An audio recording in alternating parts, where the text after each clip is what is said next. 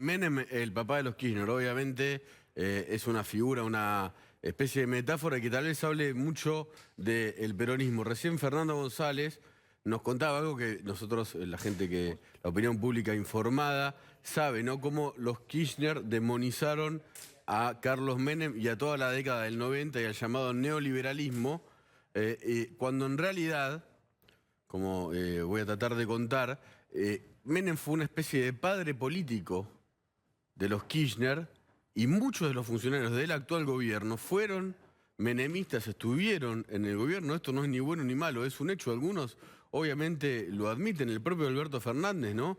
Fue funcionario del gobierno de Menem y habló muy bien de Menem y tal vez haya tenido el funeral que tuvo en el Congreso por impulso de Alberto Fernández. En 7 elecciones nacionales entre gobernador y para elegir legisladores, los Kirchner en Santa Cruz fueron en boletas que tenían a Menem como candidato o a los legisladores del menemismo. 7 veces. Es decir, que Kirchner cuando fue gobernador iba con la boleta de Menem y Cristina Kirchner cuando se candidateaba a diputada iba con la boleta del peronismo de Carlos Menem a nivel nacional. 7 veces. Kirchner, según él mismo se jactaba en los 90, y esto Domingo Cavallo también lo acepta, era como el gobernador mejor alumno de la disciplina fiscal de Domingo Cavallo. Domingo Cavallo elogiaba mucho a Néstor Kirchner durante la década del 90. Hay un video ya muy conocido donde Néstor Kirchner recibe a Menem en el Calafate, esa anillaco patagónica, se transformó después, y Kirchner explicita lo buen presidente que fue, que era en aquel momento para él, Carlos Menem, y además dice y le agradece que por la privatización de YPF, la provincia de Santa Cruz había recibido esos 600 millones de dólares de regalías petrolíferas mal liquidadas en su momento, que fueron 600 millones de dólares que eran de todos los santacruceños y que Néstor Kirchner sacó del país, fugó, dirían hoy los voceros de Cristina Kirchner, a diferentes bancos. Después se consiguieron los papeles y los hemos publicado como si fueran propios y no de todos los santacruceños. Muy impresionante ver el spot oficial o el backstage del spot oficial de Kirchner cuando cuenta, le informa a los santacruceños que había recibido esos 600 millones de dólares y cuando termina hace este gesto: tengo 600 millones de dólares. Dice Kirchner pensando que no lo estaban grabando y lo estaban grabando. Esa parte no salió al aire, pero quedó registrada. El ministro que mejor se llevaba con Néstor y Cristina Kirchner al principio del menemismo era José Luis Manzano, que era ministro del Interior. Es una relación que continúa hasta hoy con Cristina Kirchner y Manzano ya desde el ámbito empresarial. Hasta hoy continúa también el Chueco Mazón, otro dirigente histórico. Corach no se llevaba bien con Kirchner.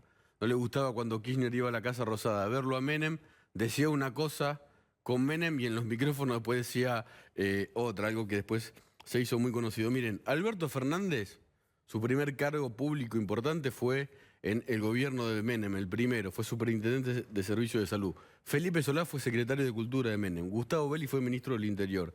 Daniel Filmus, en la intendencia de Carlos Grosso, bajo gobierno de Menem, tuvo a cargo la educación. Claudio Moroni, hoy ministro de Trabajo, reemplazó a Alberto Fernández en la superintendencia de Seguros. Julio Vitovelo, que es hoy el secretario general de la Presidencia, trabajó en el gabinete de Elías Hassan en el Ministerio de Justicia. Alejandro, después los intendentes. Esto para ver el legado del peronismo, en el peronismo que deja Menem. Y excede a los Kirchner.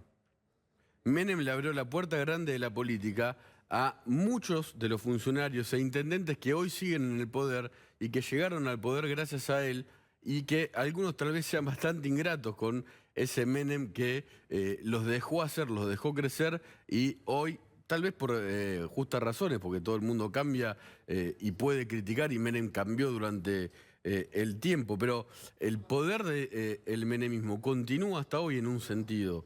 Los intendentes de la provincia de Buenos Aires, muchos llegaron obviamente con Menem al poder y los gobernadores. Alejandro Arnao de Ezeiza, Musi en Ituzaingó, en Berazategui, Descalzo en Ituzaingó, Julio Pereira en Florencio Varela, Julio Alac, que hoy es ministro de Justicia de Axel Kicillof, fue un intendente de La Plata, obviamente muy alineado a Menem. Carlos Bettini, ex embajador en España y una persona que conoce a los Kirchner desde los 70, trabajó en el gabinete de Menem. Aníbal Fernández, hay que decirlo, Aníbal Fernández es coherente y admite su relación de amistad con Carlos Menem y trabajó para que Menem desde el Senado ayude en las votaciones con los Kirchner, salvo en la 125, donde Menem ayudó al empate que terminó con el desempate de Cobos. Gildo Infran, recontra menemista. Rodríguez A. Y hay muchos más.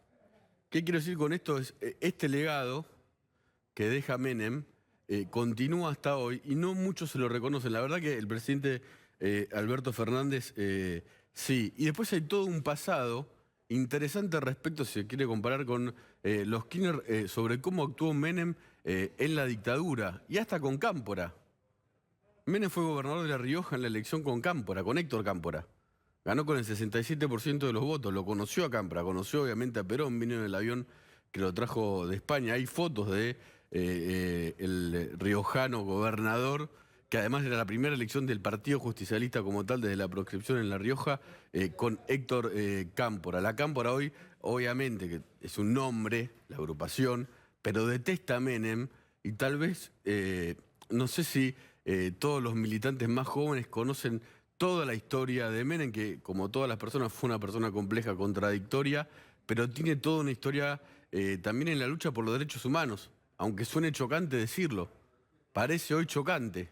Eve Bonafini fue muy dura con Menem y lo acusó de haber indultado a los militares, pero Menem también indultó a los jefes de la lucha armada de la guerrilla en los 70 y además estuvo preso por la dictadura y había estado preso antes y se había presentado en La Rioja, era amigo de Angelelli, el obispo de La Rioja, coqueteó con montoneros, insisto, estuvo preso en la dictadura y defendió a políticos que eran perseguidos por los militares, cosa que los Kirchner no, y esto no es una comparación que tenga que ver con una chicana, pero tenía un pasado que tiene que ver con el peronismo, tenía un pasado con más autoridad moral respecto a los derechos humanos en su momento que los Kirchner, y después cuando llegó al poder cambió completamente o en un sentido cambió.